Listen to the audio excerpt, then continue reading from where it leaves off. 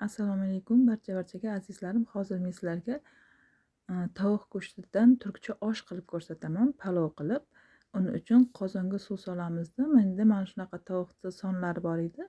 Undan foydalandim. Buni olib yaxshilab qaynatamizda. Buni bizga faqatgina suv kerak.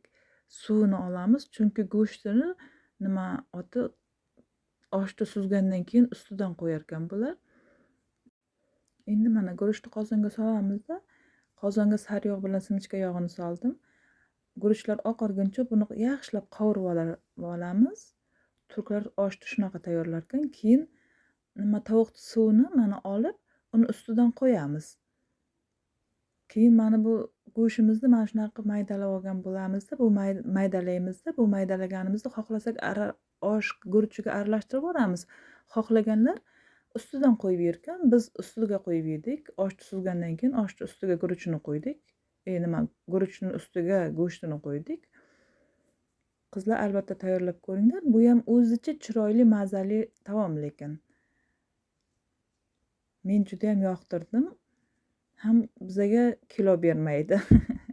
Tayyorlaganlarga yoqimli ishtaha qizlar. Sog' salomat bo'linglar. Keyingi videolarimda ko'rishguncha albatta tayyorlab ko'ringlar.